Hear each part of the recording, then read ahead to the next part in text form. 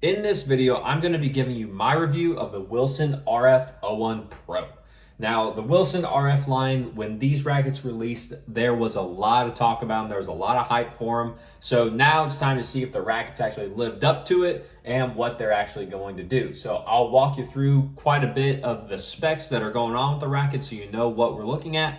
And then I'll explain kind of what the racket was designed to do, what it should be compared to, and a few other things I noticed after I was play testing it. So the biggest thing is that with the RF01 Pro is that it went to a 98 head size. Now you may be thinking, why is that any different? 98 head size is normal.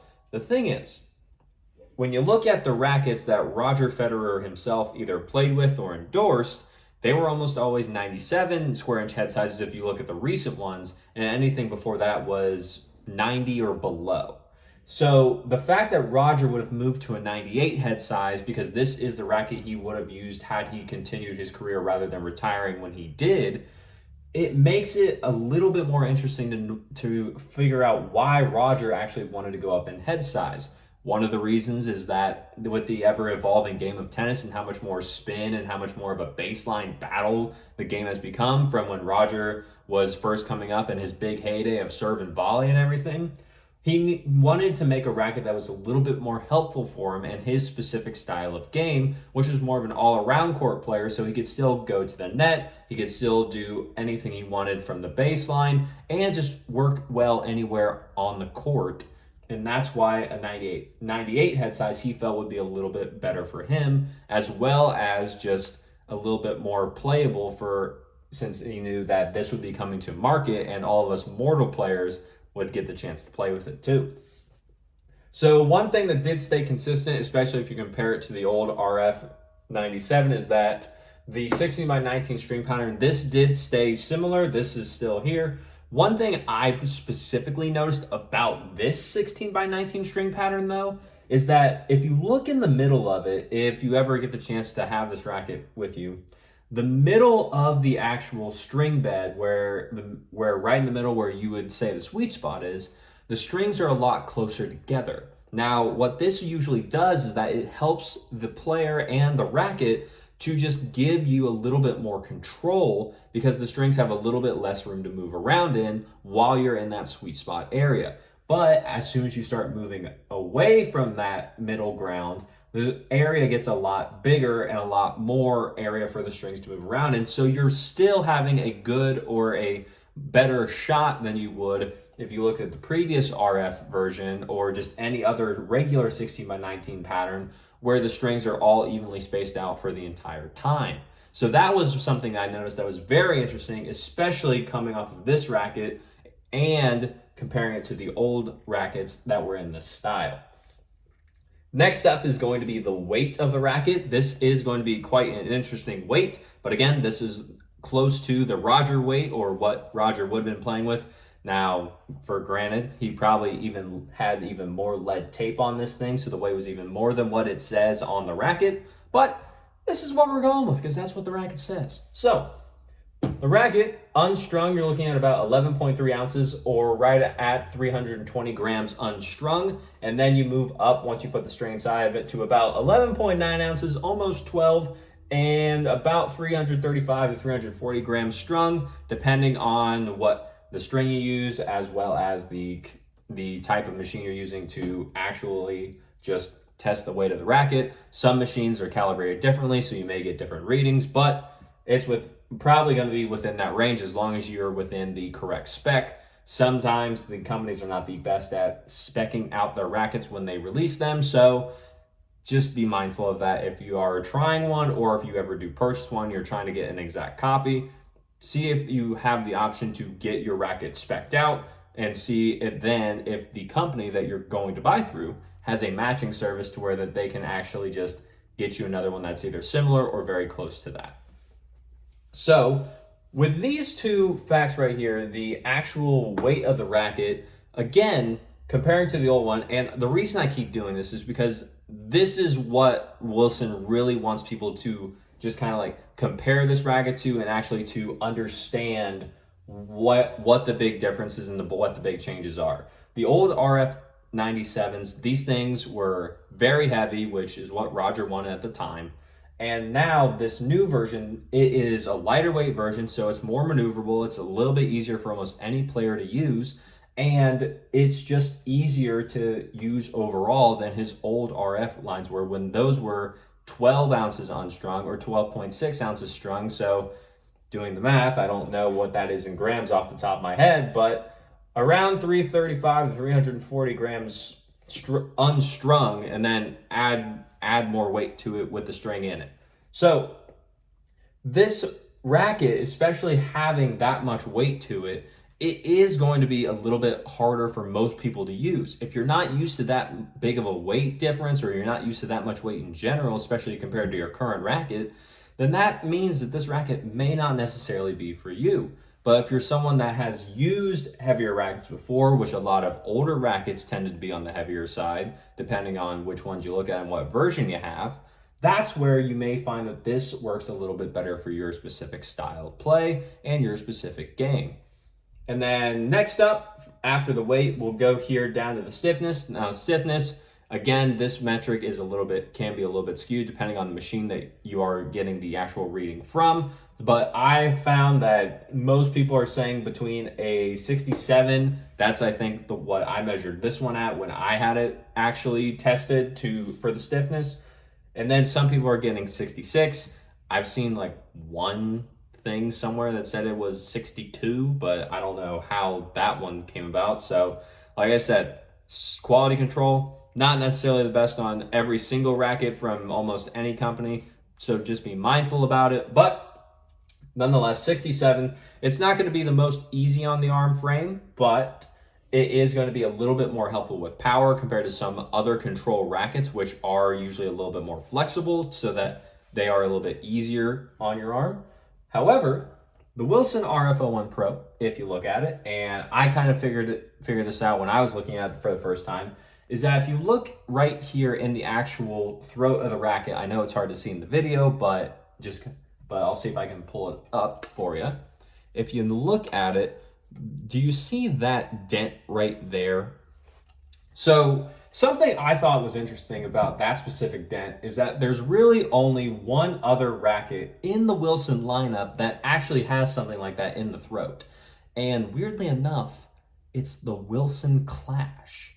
So when they're talking about stiffness, the racket in itself, it is a little bit harder on the arm compared to some other control rackets, but also having that kind of actual just beam in the throat, in my opinion, is making it a little bit easier on your arm as well. It's not only just it's not just making the racket a little bit stiffer, but it's helping to get rid of some of that vibration before it gets back into your arm. That's a big thing that I noticed when playing with this racket, is that it does good. It's not, even though the stiffness is a little bit higher than what you would usually expect for a control racket, it doesn't necessarily hurt your arm that much from what I found. Now, someone who may be in a different situation to where anything above like a 65 or anything, or if they've had arm issues before, you may find something completely different. You may want to avoid this racket entirely because of that stiffness rating. And to that, I say yes. If you've had tennis elbow before, or if you've had arm issues or wrist problems before, you probably would want to stay away from it unless you're maybe testing with either a natural gut string, which I don't know why you'd want to do that because that's a lot of money to shell out for a demo test, or you're testing with maybe like a multi-filament string to make it a little bit easier on you, as well as just make the racket a little bit easier for power, since the racket itself is going to offer you a lot of the control. And then, speaking of control, it's a control frame. If you couldn't guess, it's Roger's racket. Of course it's a control frame. And then because of all this, you come out to not only probably one of the most expensive rackets out there on the market right now at full retail price, but you're also paying a little bit for the brand here. You got Roger's own signature logo on it. So $299 brand new, almost 300 smackaroonies for this racket, brand new, without string or anything like that. One cool thing that is on this racket, if you do get it brand new, is that it does have a leather grip on it rather than the traditional base grip that most rackets do come with. So the leather grip, it does take some getting used to. It also adds a little bit more of the weight into the handle rather than the racket having a lot of weight either balanced throughout it or more towards the head. So this does help make the racket a little bit more maneuverable, in my opinion, because you have a little bit more weight here rather than over here to where you have to actually rather than to where the racket can sometimes feel sluggish if you're actually using it more, say, towards the head. And that's why with the RF01 Pro, a lot of people are really questioning what this racket plays like. What is it supposed to play like? What does it do? And to me, after playing with it, and the biggest and easiest comparison is always going to be the old RF01 Pro. I'm pretty sure, and I think that's what Wilson wants everyone to compare it to, because they want to keep it and as almost like a distinct different line compared to all of the other Wilson rackets. Now with the Wilson rackets, most people are going to go about and say, oh, does it play like this? Does it play like this? Is it a Wilson? Is it a shift? Is it a clash? Is it a blade? Is it a whatever? If you compare it to the RF01, not the RF01, the RF97, the Pro Staff 97, RF97, then you see a lot of the major differences and you get a very big major different feel. If you start comparing it to other Wilson rackets, from what I've seen and everything I've noticed, I mentioned already about how this beam kind of has, in my opinion, that clash beam to make it a little bit easier on the arm. The other thing is that Wilson put in a lot of time and effort with Roger specifically to make new and updated technologies for this racket in specific that is not in any other rackets.